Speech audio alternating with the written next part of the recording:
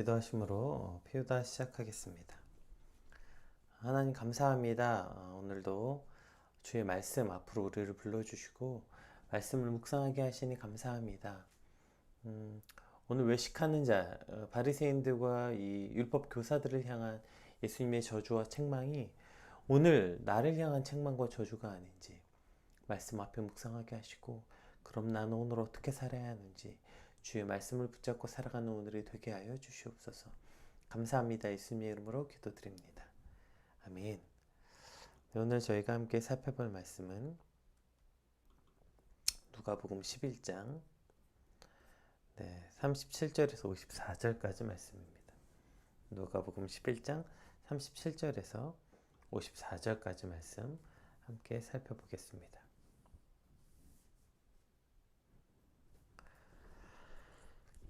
예수께서 말씀하실 때 한 바리새인이 자기와 함께 점심 잡수기를 청함으로 들어가 앉으셨더니 잡수기 전에 손을 씻지 아니하심을 그 바리새인이 보고 이상히 여기는지라. 주께서 이르시되 너희 바리새인은 지금 잔과 대접의 겉은 깨끗하나 너희 속에는 탐욕과 악독이 가득하도다. 어리석은 자들아, 겉을 만드시니가 속도 만들지 아니하셨느냐? 그러나 그 안에 있는 것으로 구제하라. 그리하면 모든 것이 너희에게 깨끗하리라.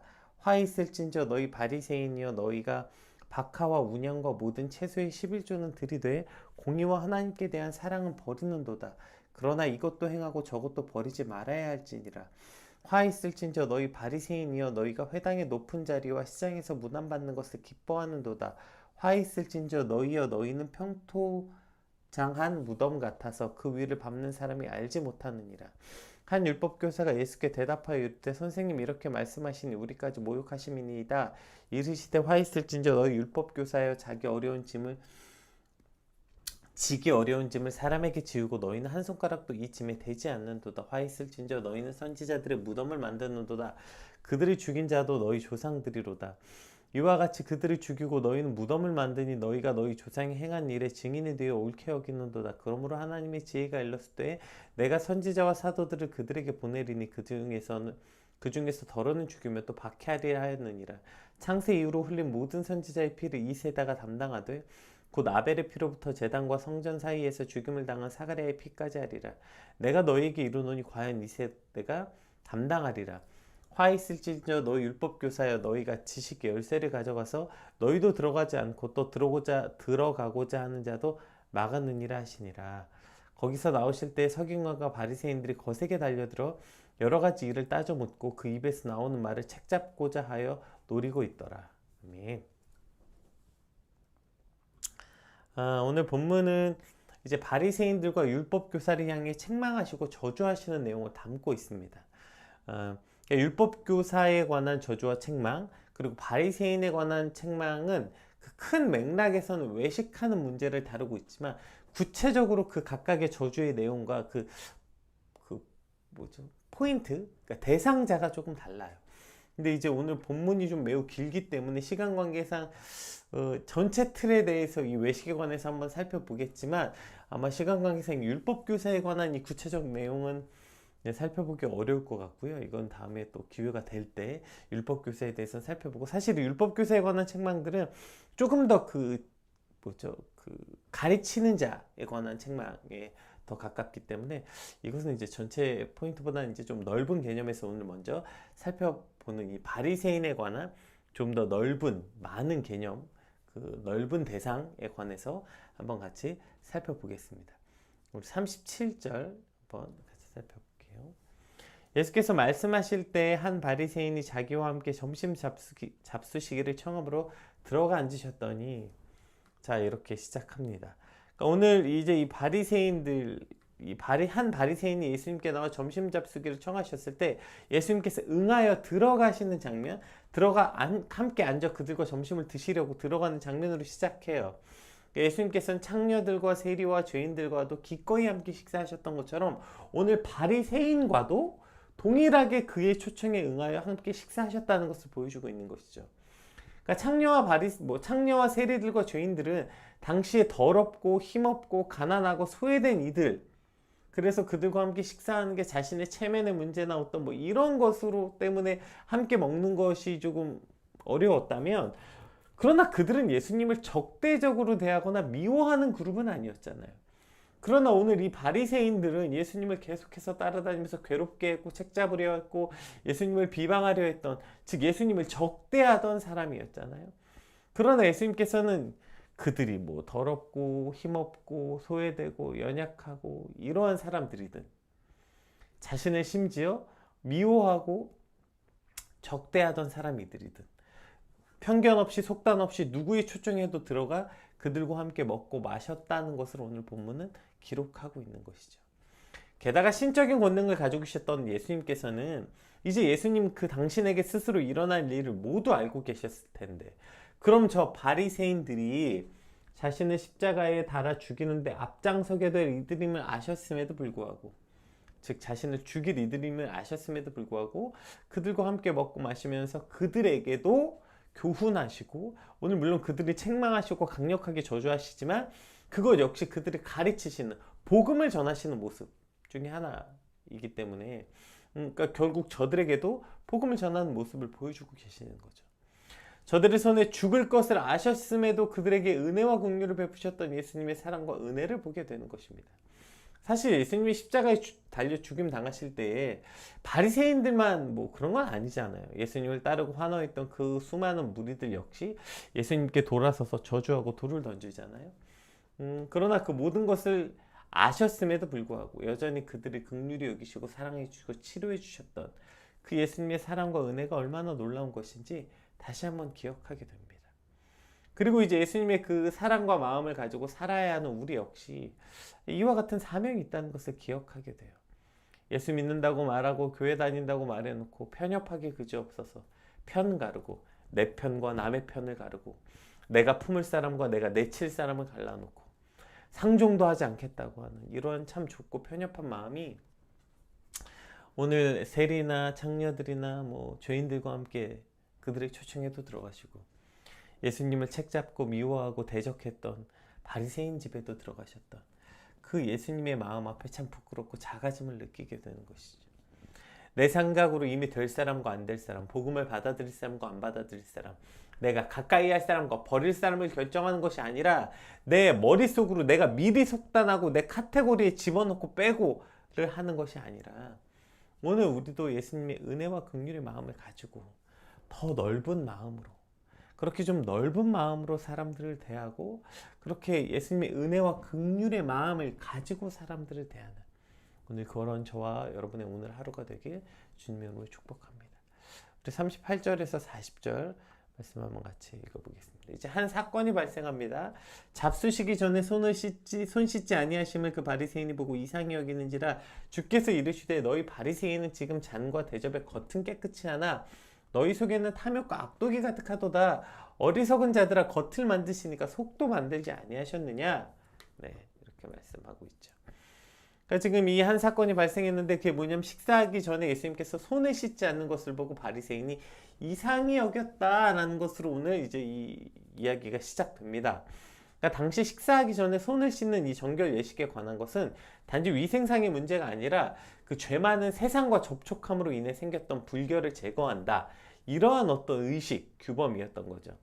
이러한 이제 식사하기 전에 손을 씻는 이 행위는 바리새인들만 지키는 것이 아니라 일반 유대인들도 철저하게 지켜오던 규범이었어요. 그랬기 때문에 예수님이 손을 씻지 않는 것을 보고 바리새인이 지금 놀라고 있는 거죠. 여기서 이상히 여기다라는 단어는 언제 사용했던 단어냐면 예수님이 말씀을 전하셨을 때 이 말씀이 사람의 말씀과 같지 않을 때, 그 하나님의 그 신적인 권능을 접했을 때, 그리고 또 예수님이 병자들을 고치거나 기적을 베풀었을 때 사람들이 이상히 여기더라, 기이 여기더라, 이게 이제 그 놀라움을 금치 못했던 장면에서 사용된 단어가 같은 단어거든요. 그러니까 마치 기적을 접했을 때 놀랍게 여겼던 것처럼 지금 또 다른 의미로 기적을 접했을 만큼이나 놀랍게 여기고 있는 거죠. 그러니까 이 손을 씻는 행위, 그것이 이들에게 얼마나 중요했고 그것을 하지 않는 것에 대해서 지금 바리새인이 경악을 금치 못하고 있는 거죠. 이 손을 씻는 행위라는 건 그저 의식적인 행위에 불과함에도 불구하고 이것을 무슨 엄청난 대단한 계명이라도 지키느냐, 계명이라도 되느냐 엄격하게 지키면서 대단한 일을 하고 있다고 지금 착각하고 있는 이 바리새인들을 향해 책망하고 계시는 거죠. 그것이 뭐예요? 그 대표적 책망이 바로 외식하는 것에 대한 책망이에요. 외식이라는 뜻이 뭐냐면 이제 뭐죠? 뭐뭐 인체하다. 그러니까 가면을 쓰고 자기가 아닌 다른 사람의 모습으로 생각하고 말하고 행동하는, 즉 연극 배우를 가리키는 뜻이었다고 해요. 그러니까 성경에서 말하는 외식하다라는 것, 종교적 위선을 말하는 거죠. 남에게 보이기 위해서 거짓으로 행동하는 종교적 위선, 이것을 바로 외식이라고 말해요. 자, 그런데 이렇게 말하면 우리가 좀 착각되는 부분들이 있는 것 같아요. 즉 형식을 깨는 것에 대해서 이것을 그러니까 솔직한 것을 외식, 그러니까 솔직하고 솔직하지 않은 것을 외식이라고 착각하는 경우가 많은데, 오늘 본문은 이 외식에 대해서 훨씬 더 정확한 의미와 이미지를 우리에게 주세요. 다시 한번 읽어볼까요? 자, 뭐라고 얘기하시냐면 39절에서 그 외식에 대한 아주 정확한 의미와 이미지를 주세요. 같이 읽어볼게요. 주께서 이르시되 너희 바리새인은 지금 잔과 대접에 겉은 깨끗하나 너희 속에는 탐욕과 악독이 가득하도다. 자, 외식이 지금 이 정의, 외식의 이미지를 이렇게 주시는 거예요. 겉은 씻고 안쪽은 더러운 그릇이나 잔, 이것이 바로 외식이라는 거예요. 여러분, 이게 얼마나 우스운 일입니까? 그릇의 목적은 음식을 담아 먹는 거 아니에요? 그러면 겉이 아무리 번쩍거리거나 깨끗하거나 금으로 돼 있으면 뭐예요? 안에 파란색 곰팡이가 그냥 그득히 피어 있다면 누가 그 그릇에 음식을 담아 먹을 수 있겠어요? 그게 겉이 아무리 번쩍거리든 금으로 됐든 뭐가 됐든 여러분 거기에 물 한 잔이라도 마실 수 있겠습니까? 잔과 그릇은 음식을 담아 먹는 것에 목적이 있어요. 근데 그 안에 그냥 막 그냥 곰팡이가 가득가득 피어있는 거기에 누가 음식을 먹을 수 있겠어요? 그런데도 지금 열심히 겉만 닦고 있는 거예요. 설거지 한답시고 지금 애기한테 설거지 시켜놨더니 그냥 겉만 닦고 있는 거죠. 안에는 음식 찌꺼기가 다 말라 붙어가지고 막 곰팡이가 피고 있는데 안은 그대로 놔두고. 여러분 혹시 식기세척기 쓰세요? 마치 식기세척기 돌렸는데 겉은 막 반짝반짝해요. 막 기름기가 하나도 없이 막 뽀득뽀득해요. 근데 안에 음식물이 그대로 다 담겨 있는, 지금 이러한 상태를 외식이라고 말하고 있는 거죠. 그러니까 지금 그 형식에 집중하는 어리석음 정도가 아니라 겉은 닦고 속은 더러운 것 그대로 방치하고 있는 상태가 바로 오늘 성경에서 말하고 있는 외식의 정의인 것이죠. 겉으로는 꽤 그럴싸한 사람, 꽤 괜찮은 그리스도인, 겉으로는 이것도 하고 저것도 하는 것처럼 보이나 속에는 탐욕과 악독이 가득한 이들을 향해서 너희 바리새인들아, 이 외식하는 자들아, 이렇게 책망하시는 것입니다. 이것은 이러한 외식의 전반적 이미지는 바리새인이나 율법교사나 지금 동일한 것입니다. 동일하게 이러한 이미지를 갖고 있는 거예요. 겉으로는 무언가 닦고 뭔가 열심히 하고 있는 것 같으나 속은 악독과 이 탐욕이 가득한 상태, 이것을 지금 외식이라고 말하고 있는 거죠. 예수 믿은 지 뭐 몇십 년이 되고 몇 년이 되고 어쩌고 저쩌고 그러지만 여전히 내 안에 욕심이 드글드글하고 탐욕이 가득한 것, 이것을 외식이라고 한다면 오늘 저와 여러분의 그릇은 어떻습니까? 여러분의 그릇은 어떤 상태예요? 저의 그릇은 또 어떤 상태일까요? 깨끗하다라는 것이 어떤 이미지일까요? 오늘 우리가 이 아침에 나와서 주의 말씀을 묵상하는 이유도 겉을 닦기 위함이 아니라 속을 닦기 위함이라는 것. 그릇의 안쪽, 그릇이 담겨야 하는 그 안쪽, 우리의 영혼과 우리의 마음을 닦는 것, 그것이 오늘 말씀 앞에 우리가 닦여야 되는 부분인데 여전히 말씀을 듣고 우리의 겉만 닦고 있다면 오늘 우리도 그저 외식하는 자들과 마찬가지일 것입니다. 따라서 오늘 말씀을 통해서 이 외식, 겉이 아니라 우리의 속을 닦는 시간이 되기를 소망합니다. 그럼 이제 안이 깨끗하다. 깨끗하다는 것은 어떤 것일까요? 물론 회개하는 것입니다. 내 안에 있는 이 더러움들을 주님 앞에 내어놓고 회개하는 것인데, 오늘 예수님께서는 그냥 그렇게 입술의 고백의 회개가 아니라 좀 더 구체적으로 명확하게 무엇이 깨끗해야 되는지, 깨끗하다는 것이 어떤 의미인지 명확하게 말씀해 주십니다. 41절부터 우리 41절부터 44절 한 절씩 읽을게요. 41절부터 한번 봅시다. 그러나 그 안에 있는 것으로 구제하라. 자, 이렇게 시작한, 너희가 이제 그 겉을 깨끗이 하지만 그 안에 있는 것으로 구제해야 된다는 거예요. 그러하면 너희 모든 것이 깨끗하리라 이제 이렇게 설명하고 있는 거죠. 자, 여기서 너희가 깨끗해야 되는 것, 너희가 깨끗하게 되는 그 의미에 대해서 말씀해 주시고 있는 거죠. 그러니까 우리 안에 이 더러운 것이 깨끗해진다라는 이미지. 그러니까 그죠? 우리 안에 있는 그 깨끗해, 너희 안에 있는, 여기서 너희 안에 있는 것에 대한 여러 가지 해석이 있지만 어쨌든 이 안에 있는 것, 그러니까 우리 겉이 아니라 내면의 정결함, 이것을 오늘 문맥적 전체 말씀에서는 이제 한다면, 그러니까 그 외적인 정결함에 치중하는 것이 아니라, 그러니까 우리가 내적으로 갖고 있는 사랑과 공의와 정의를 가지고 그것을 가지고 구제하는 일, 그러니까 누군가를 돌보고 사랑하는 일, 그러니까 우리 내면적 거룩한 삶에 있어서 가장 핵심을 이렇게 구제하는 것, 사랑하고 돌보는 일, 이것으로 지금 이야기하고 있는 것입니다.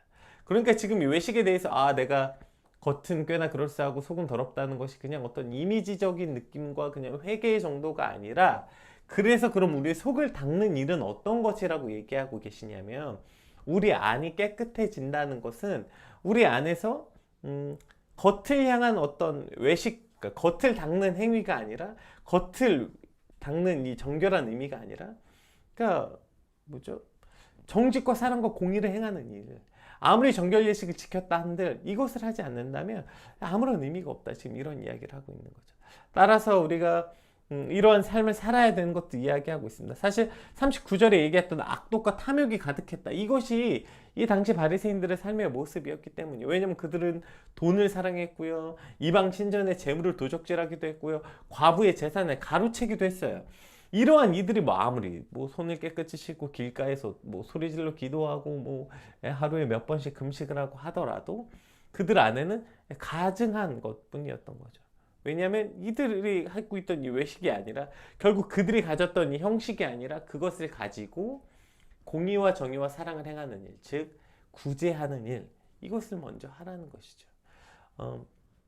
이제 이것에 대한 구체적인 것 세 가지를 이제 바리새인들에 대해서 책망하고 계시는데, 어쨌든 그 큰 틀은 이것이란 것입니다. 그냥 오케이, 우리가 겉과 속이 달라서 겉과 속을 동일하게 해야 된다가 아니라 사랑을 행하는 것, 구제하는 일에 대한 구체적인 규례와 계명을 주고 계시는 거죠. 그러니까 너희가 그렇게 겉은 어쩌고 저쩌고 하고 하지만 결국 누군가를 구제하고 섬기는 일을 행하지 않는 삶은, 뒤집어서 말하면 동일한 거 아닙니까? 그러니까 우리가 누군가를 섬기고 사랑하는 일을 행하지 않는다면, 오늘 우리 삶에 전혀 그런 것이 없다면 여전히 받는 것만 좋아하고 여전히 대접받는 것만 좋아하고, 내 안에 누굴 향해 한번 섬겨본 적도 없고 누굴 향해 대접해 본 적도 없고 누굴 향해 그렇게 몸을 낮춰 그들을 이렇게 구제해 본 일이 없다면, 그렇다면 사실 우리 삶에는 이러한 외식하는 삶의 모습이라는 것입니다. 우리가 착하고 풍성히 온유하고 이런 문제가 아니라는 거예요. 사실 이제 사역하고 우리가 같이 교회 다니다 보면 이런 사람들 사실 굉장히 의외로 많이 만나게 됩니다. 되게 품성도 좋고요, 되게 착해요. 우리가 흔히 말하는 착하고 온유하고 되게 온순하고 유순한 사람입니다.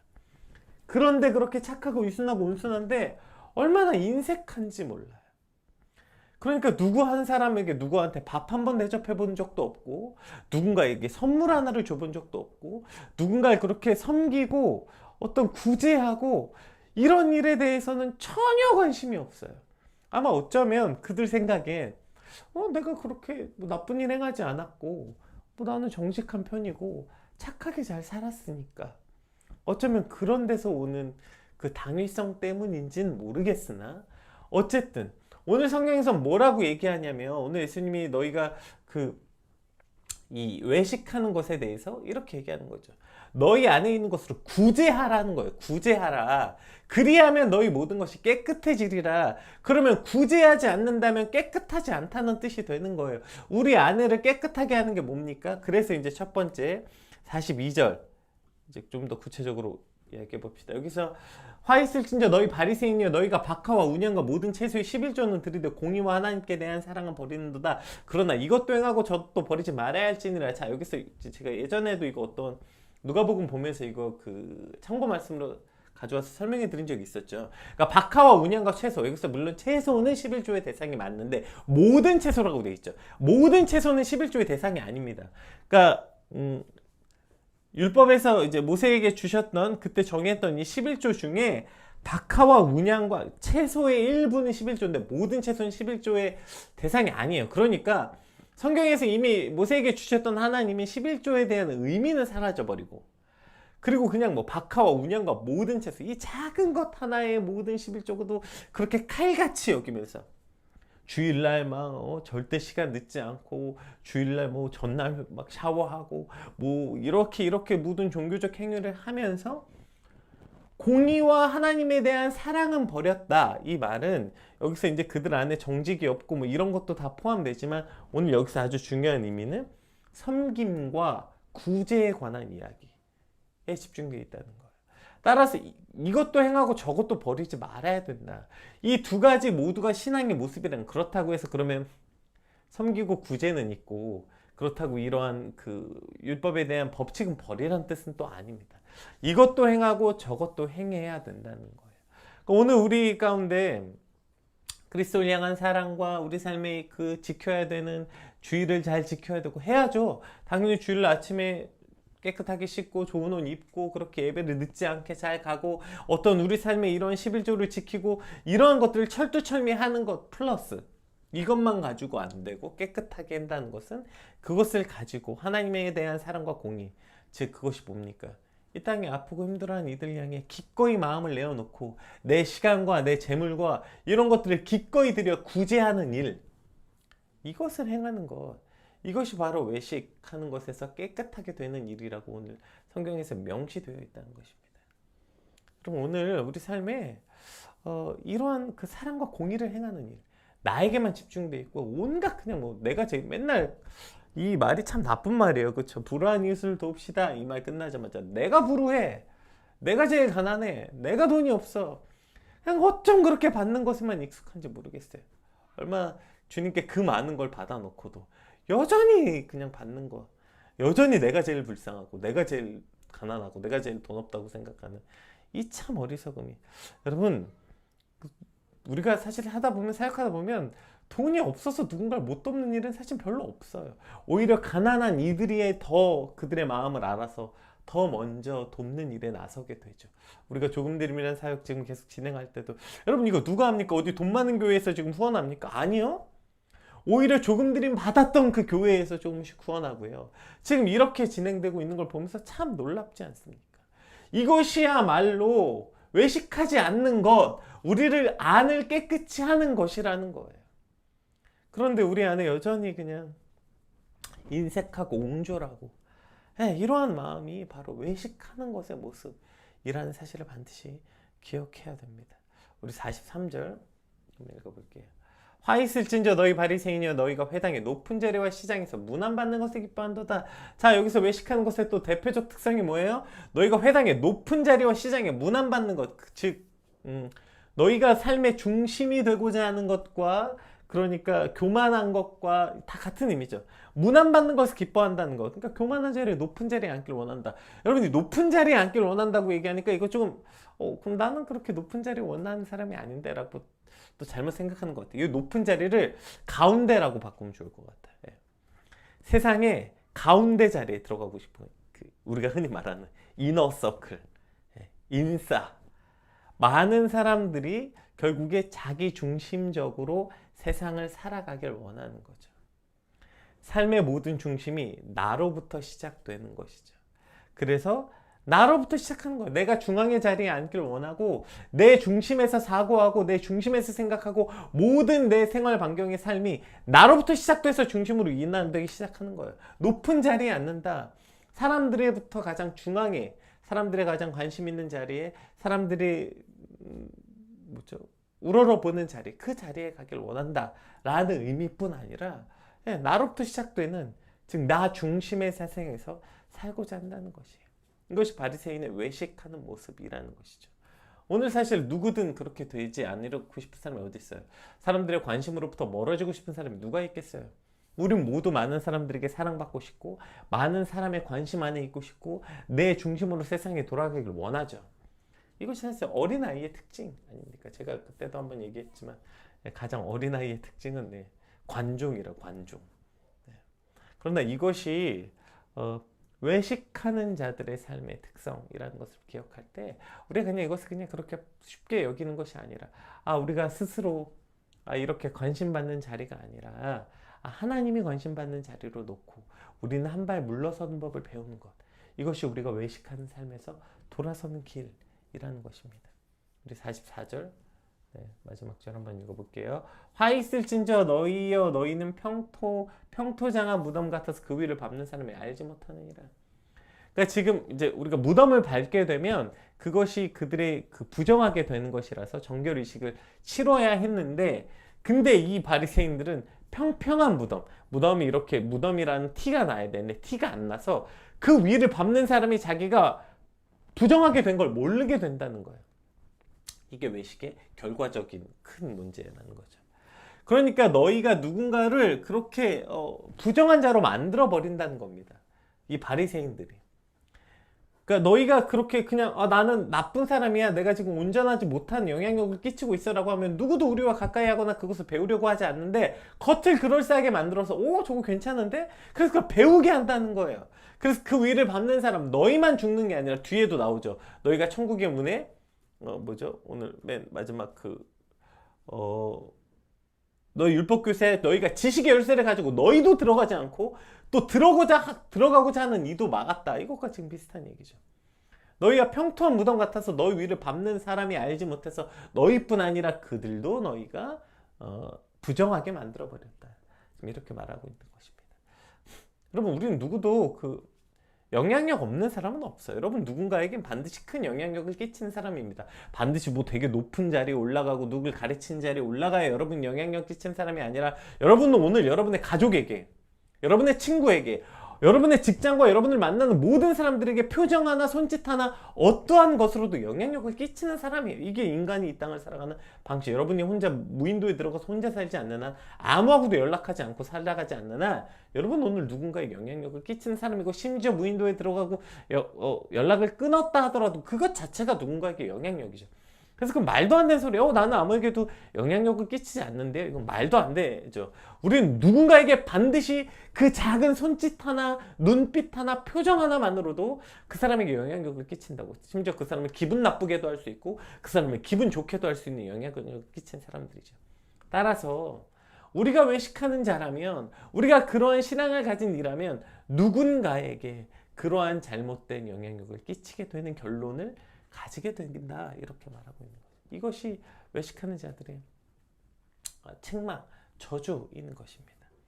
오늘 우리가 외식한다는 것은 이러한 의미인 것이죠. 따라서 그냥 외식한다는 것이 어떤 형식을 깨는 것이 아니라, 솔직하지 못한 걸 솔직하게 하라는 의미가 아니라, 겉을 닦고 속에 더러운 것이 가득한 것, 그럼 이 속을 닦는다는 것, 물론 우리가 주님 앞에 온 힘을 다해 회개하고 마음을 다하는 것은 물론이거든요. 오늘 우리 삶에 그 그리스도의 사랑과 공의를 베풀어야 된다는 거예요. 그것을 베풀고 그렇게 사랑을 행하고, 그렇게 우리가 이너서클에서 살려고 나 중심으로 살아가는 것이 아니라 예수님 중심, 그리고 다른 사람을 세우는 역할, 우리는 뒤로 빠지고 그렇게 나갈 때 우리는 평토한 무덤을 밟기 위해서 다른 사람들을 부정하게 하는 영향력이 아니라 나도 구원받고 그 사람도 구원의 길로 들어서게 하는 선한 영향력을 끼치는 삶을 살아가게 될 것입니다. 오늘 그것이 저와 여러분의 삶이 되시길 주님의 이름으로 축복합니다. 우리 받은 말씀 놓고, 주님, 외식하는 자에서 돌아서서 외식하는 자가 아니라 주님 앞에 정결한 마음, 정직한 마음으로 살아가는 우리의 삶이 되게 하여 주시옵소서. 누군가에게 그러한 선한 영향력을 끼치는 오늘 우리가 되게 하여 주시옵소서. 받은 말씀 놓고 함께 같이 기도하겠습니다. 기도합시다.